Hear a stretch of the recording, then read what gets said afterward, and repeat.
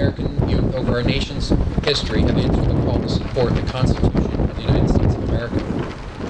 This price paid since the American Revolution in lives and shattered bodies has been immeasurable, but it has not been in vain. Today, we continue to see the dividends reaped by the progress of freedom around the globe. More recently, at the beginning of the last decade, it would have been unfathomable to see women in Afghanistan getting an education. Today, females at Kabul University are earning their baccalaureate degrees in fields such as pharmacy, computer science, and law.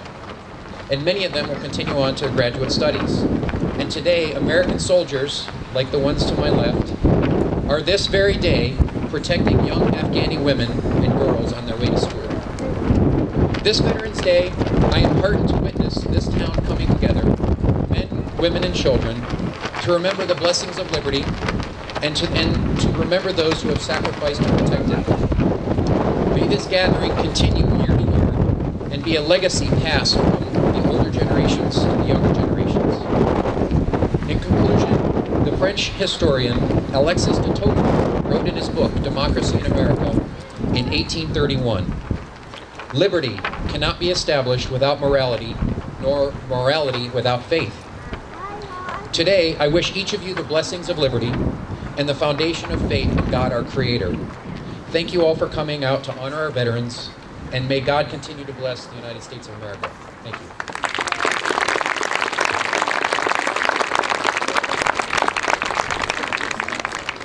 Thank you, Lieutenant Colonel Barrett.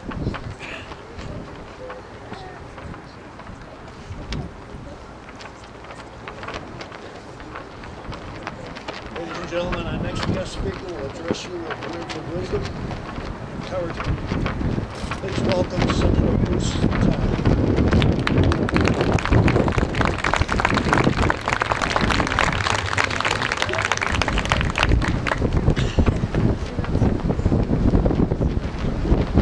Thank you very much and good morning.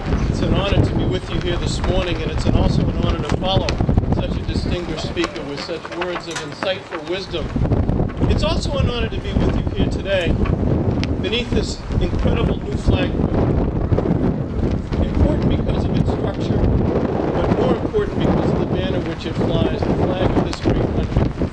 A banner recognized worldwide for the values of freedom and democracy and justice for all.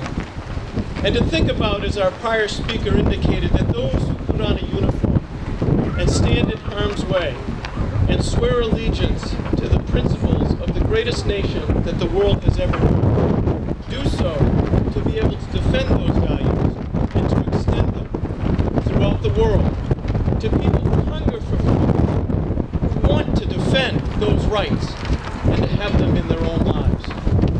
And today it's important that we stand together to remember the great legacy of men and women that whenever asked upon throughout our history have said, "Send me.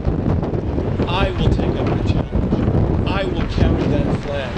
I will represent those values." They do so on our behalf. And that in turn creates responsibility for all of us. To understand, as President Lincoln once said, that a nation that doesn't honor its heroes will not long survive. To understand that when men and women return to our Commonwealth and to our country, it is our obligation to understand their needs and to provide for those needs. To understand, as we must today, in the very difficult context that many veterans return to our country, that it's estimated that 1 in 3 homeless individuals on any given night in this Commonwealth are veterans. That's why we must act. We must act to do as we have this year in the Commonwealth and increase the funding for our veterans outreach centers and for our homeless shelters, and to be able to understand that need. But there's also something else. While we have to understand the importance of counseling and shelter and basic human needs, there is one that rises perhaps above all else and it should be important to each and every one of us. And that is our obligation to say thank you. To say thank you for stepping up to the plate and carrying on that great legacy.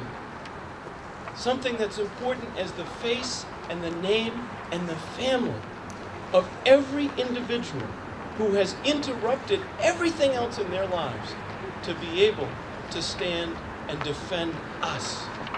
And something that is important as one of the greatest legacies, again, that the world has ever known. So this day, I hope that we will continue to work as state government, as federal government, and as individuals to say to the veterans in our midst, thank you.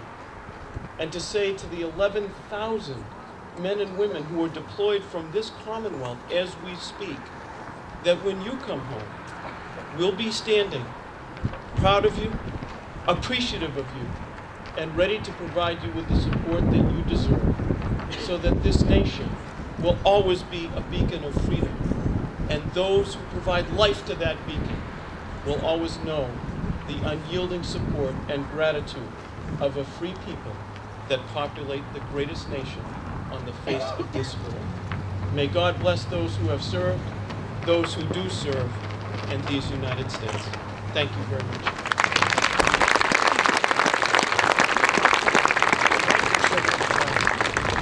Please stand while the North Reading High School band, under the direction of Eric Foreman, led by drum major Rick Kemp, present their tradition. God bless them all. Please feel free to join in.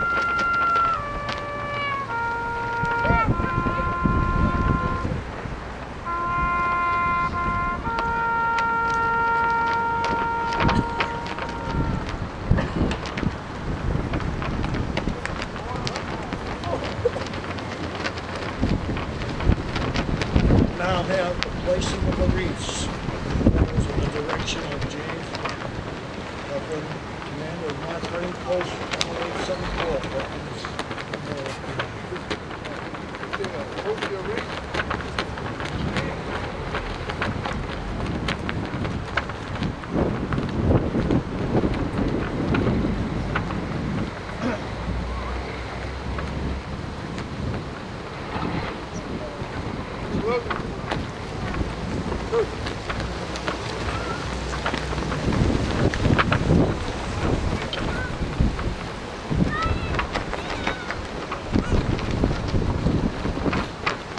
Joining as the singing heard in the tune.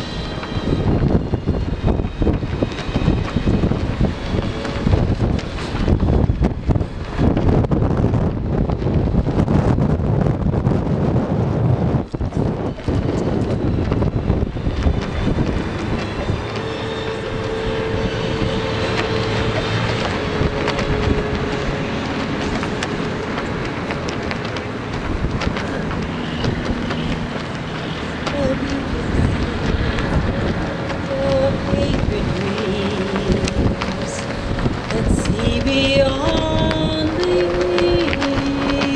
years, thine alabaster cities gleam, undimmed by human tears. America, America, God shed His grace on thee.